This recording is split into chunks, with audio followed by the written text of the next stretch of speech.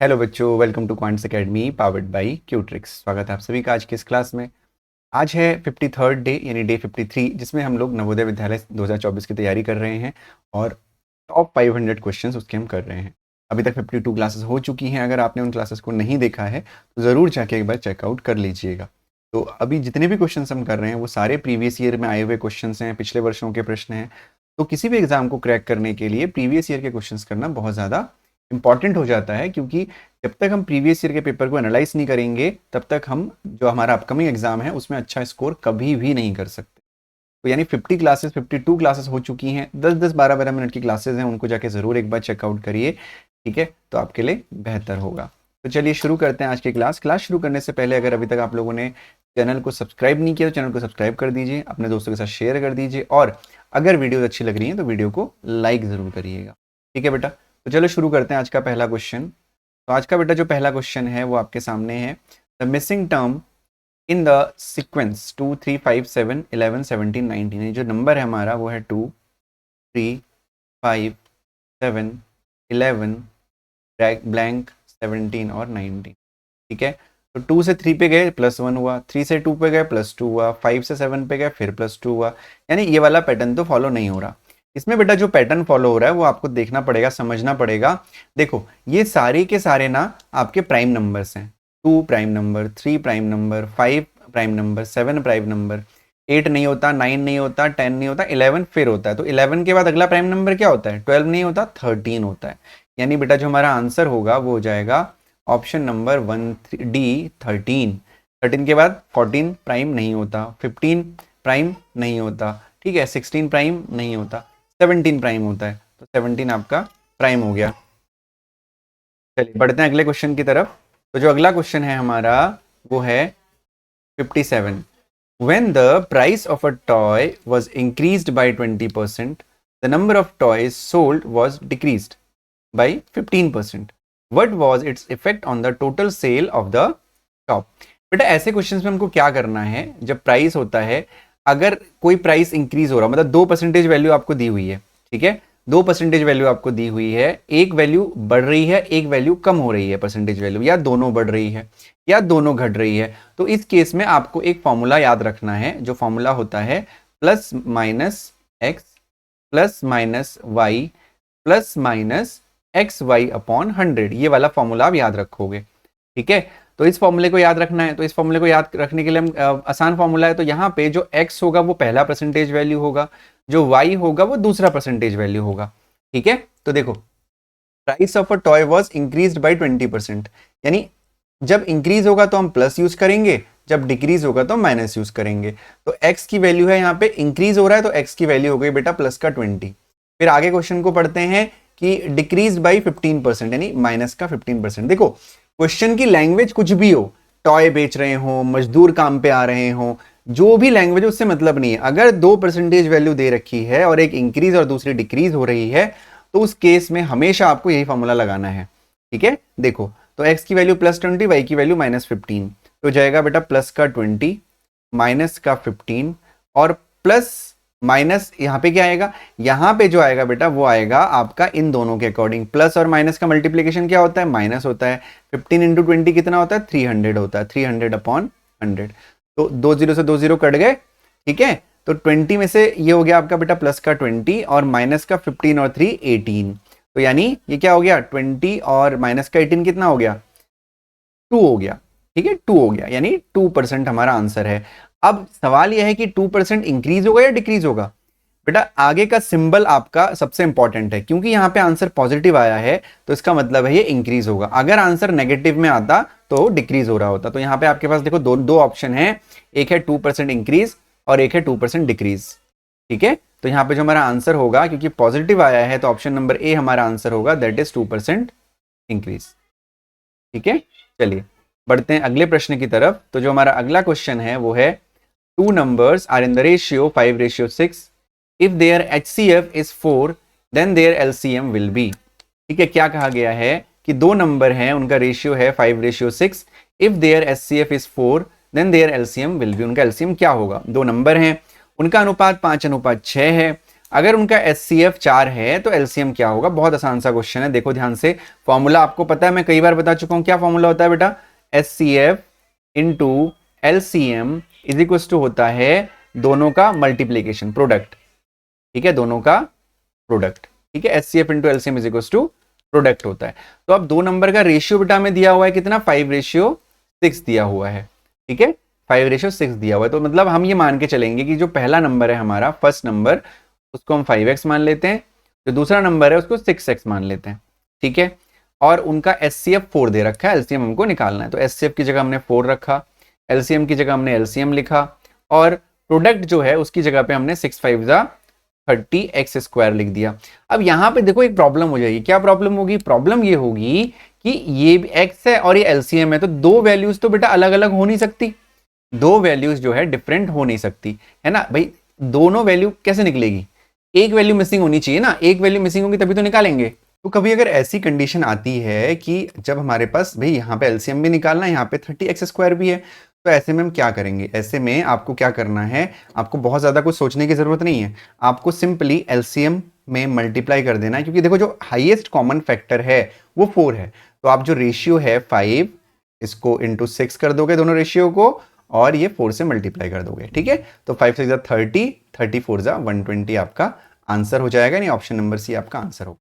तरीका जो है वो तो यही है, अगर हमारे पास जो हमारा फॉर्मूला होता है। लेकिन अगर रेशियो दिया हुआ है और दोनों चीज मिसिंग है, तो उस केस में आप LCM की वैल्यू ऐसे निकालोगे, जो HCF होगा उससे मल्टीप्लाई करोगे किसको? दोनों के दोनों ही रेशियो को, तो आपका आंसर आ जाएगा।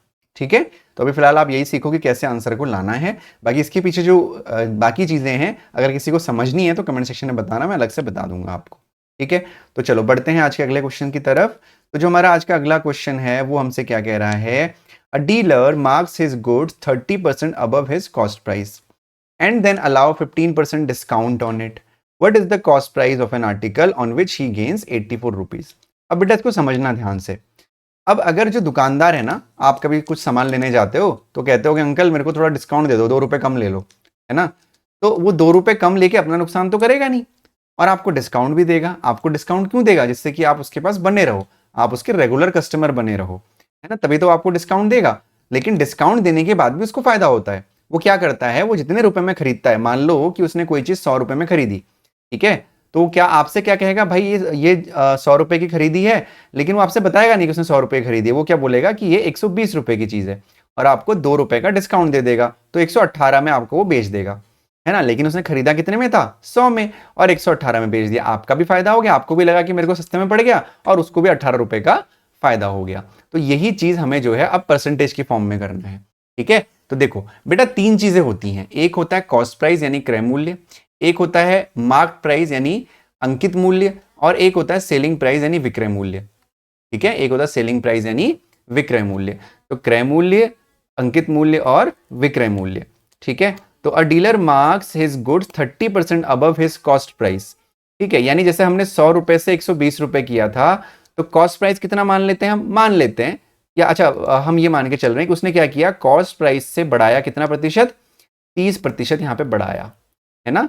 और उसने डिस्काउंट दिया 15%, यानी मार्क प्राइस से सेलिंग प्राइस में उसने डिस्काउंट कितने का दिया? 15% का डिस्काउंट दिया। और कह रहा है कि उसको जो फायदा हुआ, उसको 84 रुपए का फायदा हुआ। कितना फायदा हुआ? 84 रुपीज का फायदा हुआ। ठीक है, तो अब देखो, अब यहाँ पे फायदा और लाभ और हानि किसमें होता है? आपका क्रय मूल्य और विक्रय मूल्य में। तो हम क्या करेंगे? हम इसको 100 से x से भी कर सकते हैं, 100 से भी कर सकते हैं। मान लेते हैं कि जो क्रय मूल्य है वो 100 रुपए था, मान लेते हैं, मान लेके क्या जाता है, तो क्रय मूल्य अगर 100 रुपए था, तो अंकित मूल्य कितना हो जाएगा? क्योंकि 100 रुपए में उसने 30% बढ़ाया है बेटा, और 100 रुपए में अगर 30% आप बढ़ाओगे तो कैसे करोगे? 100 प्लस 100 का 30/100 करोगे, फिर 100 से 100 काटोगे, आ जाएगा 130, यही तो आएगा। तो ये आपका हो जाएगा 130। कितना हो जाएगा? 130 हो जाएगा। ठीक है, ये आपका 130 हो जाएगा। फिर 130 है, फिर इसमें बेटा 15% का डिस्काउंट दिया है, तो 15% का डिस्काउंट कैसे निकालोगे आप? 130 माइनस 130 इंटू 15/100 करोगे, है ना। 0 से 0 कट गया यहाँ पे, तो ये आपका बेटा हो जाएगा 130 माइनस 13 गुणा 15, कितना होगा पता है आपको? 195 होगा। ठीक है, कैसे कर लिया मैंने? इसका भी एक तरीका होता है। 13 195 और अपॉन में 10 है, तो 19.5 हो गया। अब 130 में से आपको 19.5 माइनस भी करना है, तो 130 में से हमने 19.5 माइनस भी करना है, तो ये हो जाएगा 5, यहाँ बचेगा 9 में से 9 गया 0, 2 में से 1 गया 1 और ये हो जाएगा आपका 1, यानी 110.5 यानी 110.5 हमारा सेलिंग प्राइस हो गया। अब जो ये बाकी चीज़ें इनको मैं इरेज कर दे रहा हूँ जिससे कि हमें कैलकुलेशन के लिए जगह मिल जाए।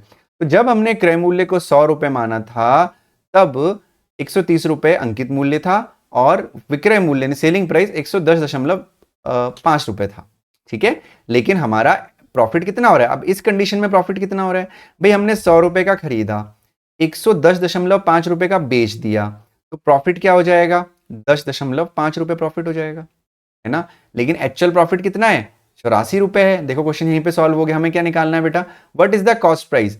अब यहां पे समझना आप कि 10.5 तो हमारा इमेजनरी है, रियल क्या है 84 है, तो यानी 10.5 का मान, इसकी वैल्यू अगर 84 है बेटा, तो 1 की वैल्यू कितनी होगी 84/10.5, ठीक है। अब आपको क्रय मूल्य निकालना है, आपका इमेजनरी क्रय मूल्य कितना है 100 रुपए है, तो 100 रुपए की वैल्यू कितनी हो जाएगी 84/10.5 इंटू 100, तो इससे आप यहाँ पे एक जीरो बढ़ा सकते हो, है ना, और इसको आप कट भी कर सकते हो। तो हम 5 से कट करते हैं, 5 2 10, 5 1 5 और 5 2 10, 0 0, 21 से आप इसको काटोगे तो 4 4 चला जाएगा ये, और 4 दूनी 8, यानी 800 रुपए आपका क्रय मूल्य हो गया, जो है आपका ऑप्शन नंबर ए। थोड़ा सा डिफिकल्ट बेटा आपको लग सकता है, अगर आप जहां ट्यूशंस पढ़ रहे हो वहां पे इस क्वेश्चन के आप अपने जो भी आपके रिस्पेक्टिव टीचर हैं आप उनसे पूछ सकते हो कि सर ये क्वेश्चन कैसे होगा, और अगर मुझसे पढ़ना है तो आप कमेंट सेक्शन में बता दो कि सर आपसे पढ़ना है, ये क्वेश्चन बता दीजिए दोबारा, तो मैं अलग से आपकी स्पेशल क्लास लेके आपको पढ़ा सकता हूँ, मुझे कोई प्रॉब्लम नहीं है, बट आपको कमेंट में बताना पड़ेगा, ठीक है। अगला क्वेश्चन, तो बेटा अगला क्वेश्चन है हमारा 60, if the length of a rectangle is increased in the ratio 6:7 and it's breath is diminished in the ratio 5:4, then its area will be diminished in the ratio. देखो, if the length of a rectangle is increased in the ratio 6:7 and its breadth is diminished in the ratio 5:4, then its area diminished, कितना इसका area का ratio होगा। बहुत simple question है। देखो बेटा दो रेक्टेंगल है, ठीक है, एक रेक्टेंगल आपका ये हो गया और एक बड़ा रेक्टेंगल हमारा ये हो गया, ठीक है। अब इस वाले रेक्टेंगल में पहले तो रेक्टेंगल के उसकी बात की गई है, यानी आयत के लेंथ की बात की गई है बेटा। तो अगर लेंथ पहले 6x थी तो अब कितनी हो गई है लेंथ 7x हो गई है, और पहले जो विड्थ थी वो 5x थी और अब कितनी हो गई है 4x हो गई है। तो बेटा इस केस में एरिया कितना होगा 6 5 30x और 7 4 28x, तो ये नया, ये पुराना एरिया, ये नया एरिया, तो आपको क्या है इसका रेशियो निकालना है, यानी 30x/28x, x से x काट दीजिए और ये हो जाएगा आपका 30 और 28, 2 से काट दो 15 और 14, यानी आंसर हो जाएगा आपका 15:14, यानी ऑप्शन नंबर बी, ठीक है बेटा। तो आज के क्लास में इतने ही क्वेश्चन, उम्मीद करता हूं कि आज के क्वेश्चंस आपको अच्छे लगे होंगे। अगर अच्छे लगे हैं तो लाइक बटन दबा देना, और कहीं पे डाउट हो तो भी कमेंट सेक्शन में बता देना कि सर यहाँ पे डाउट है, ठीक है। Thank you so much for watching, अपना ध्यान रखिए, पढ़ाई करते रहिए, bye bye and take care.